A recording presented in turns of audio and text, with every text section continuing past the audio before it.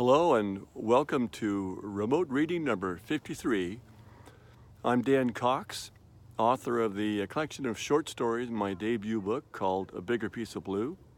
I thought today I'd read a part of one of the stories to you for this remote reading. Today's selection is called Bitter Parents of Untalented Children. Now this is a story that takes place in a very fancy hotel ballroom. It's a fundraiser, it's a wine auction. Full of very well-to-do people, a lot of tuxedos and gowns and jewels and willingness to share what they have. So this story, though, is not about that. It is about Bill and Carol, the couple in the room who least belongs there. But they're on a special mission. They have a reason. It doesn't have a lot to do with charity or wine.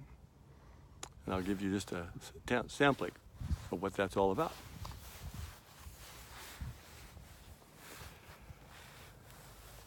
Carol doodled on the page of the program that described their lot, biding her time.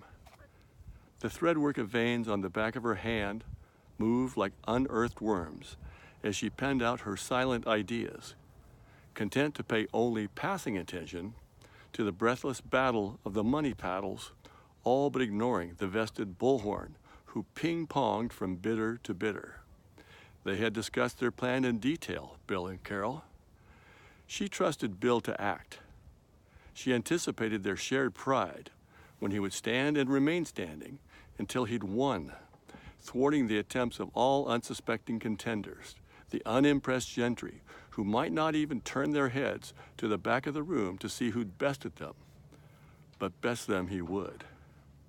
Carol sketched a desk, an old cluttered desk with a single task light perched dead center.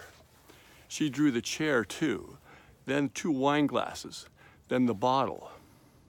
The corners of her mouth lifted almost imperceptibly as she contemplated what was to come, how they would celebrate yet another triumph, how they would further heal the wounds made by the hollow expectations and miscalculations of the previous generation.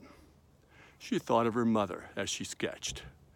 She thought of the too many times she called Carol retarded in front of others, because the daughter had done or said something odd or awkward that embarrassed the mother.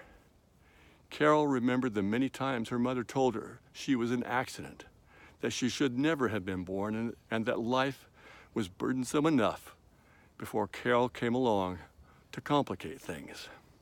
She winced at the pinprick memory of sloughing blood trickling down her skinny leg at school, having never been told what to expect when she began the transition to womanhood. It all swirled for Carol as she doodled in the ballroom. The crushing comments, the subtle condemnations, the endless criticisms, the brutal lies and errors of parental omission. And then there was a situation with Ray.